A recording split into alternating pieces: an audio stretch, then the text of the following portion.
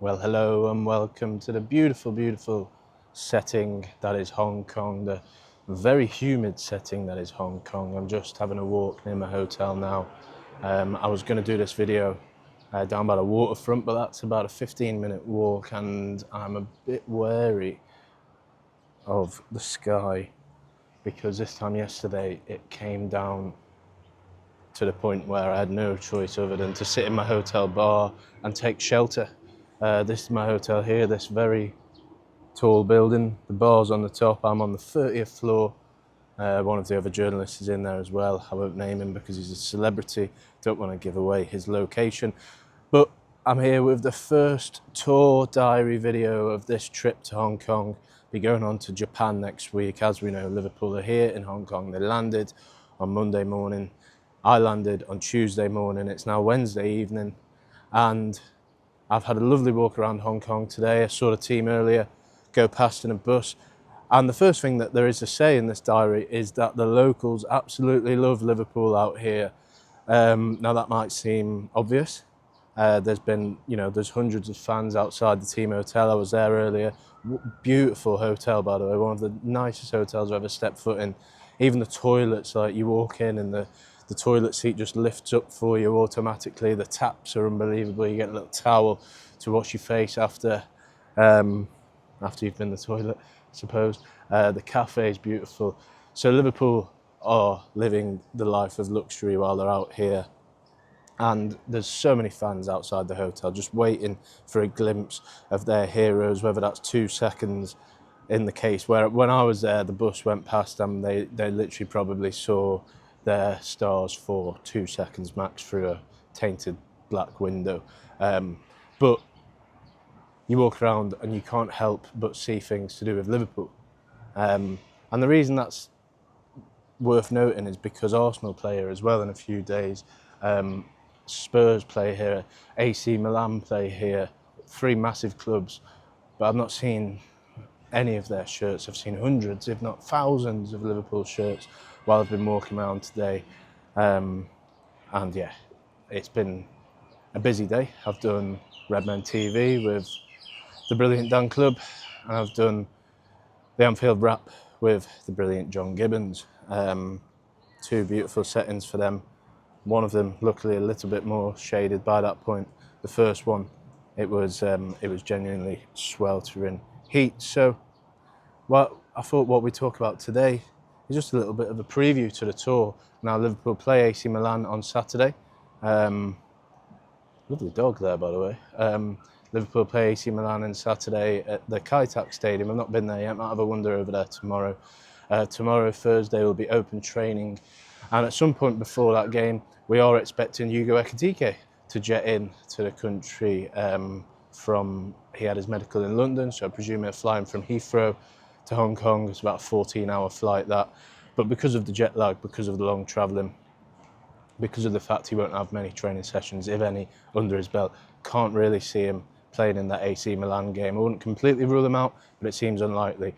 However, next week, Yokohama, I should say. Liverpool are based in Tokyo, but the game's in Yokohama. Then maybe we will see Hugo Ekitike. I should probably stand still, shouldn't I? I don't know why I'm walking. Maybe I'm nervous.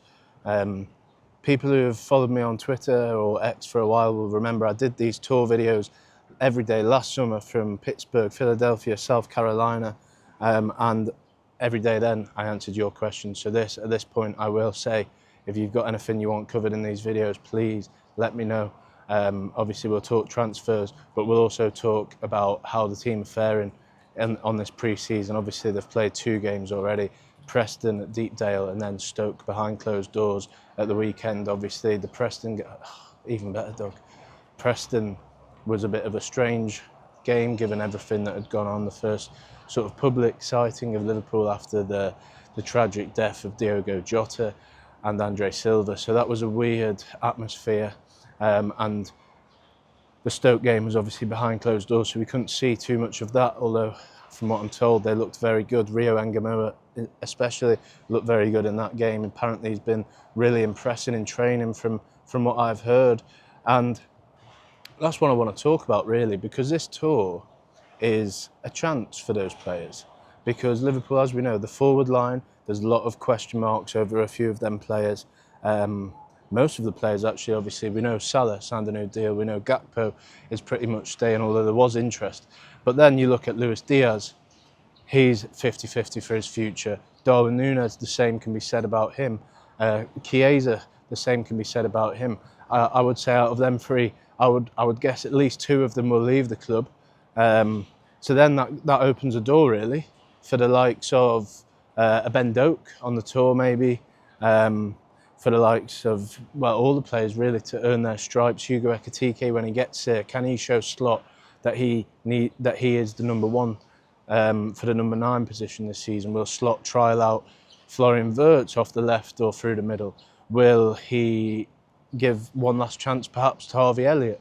I think maybe saying one last chance is a little bit, sensationalism. But when I was sat by the hotel earlier and looking in, I did just think that there's 5, 6, 7 players sat in there today who may not be here this time next month. They may not be at the club this time next month because, as we mentioned, Elliott, uncertain future. We know West Ham, Brighton have lodged interest in him over the course of the last few months. I've seen Aston Villa mentioned as well. And then there's Doak. We know a lot of talk about his future at the moment. Can he prove himself on this tour? Is it a case of those sorts of players saying, look, Arne, look, boss, gaffer, I can make it at Liverpool and I will make it at Liverpool? Or is it the other way? They don't have a bad tour. They don't have a good tour, rather, and the management team sort of thinks, oh, we're going to have a really good cameo in the video here. Hello. Oh, no. It's okay. Lovely cameo there. Where was I? So we were talking about Liverpool, of course.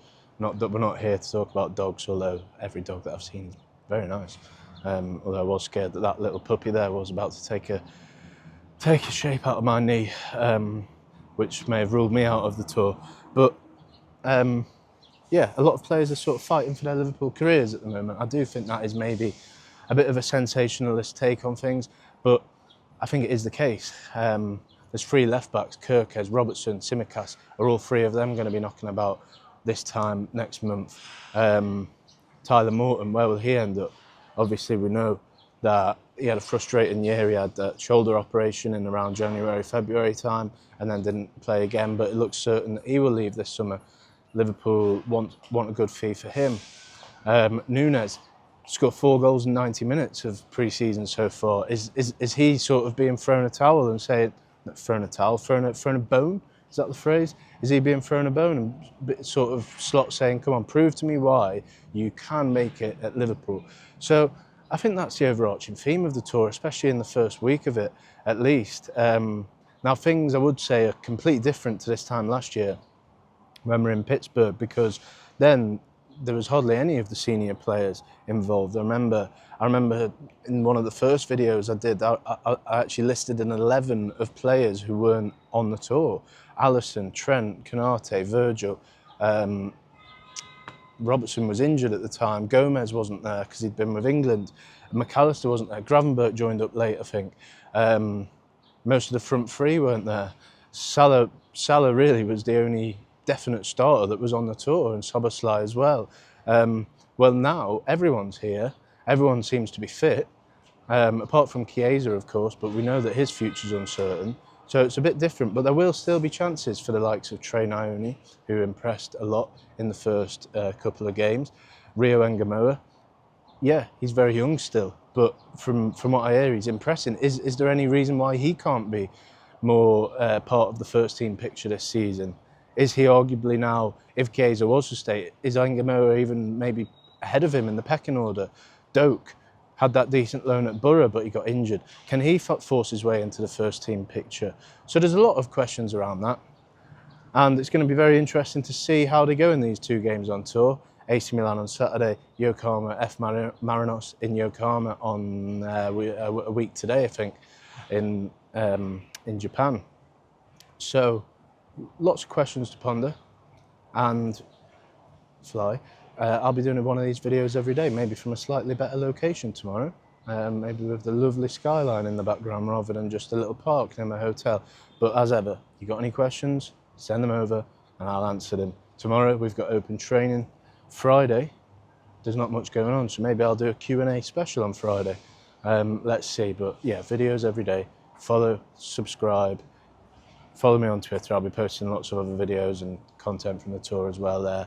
But I'm very hot because it's very humid, so I'm going to go inside and get cooled off in the AC.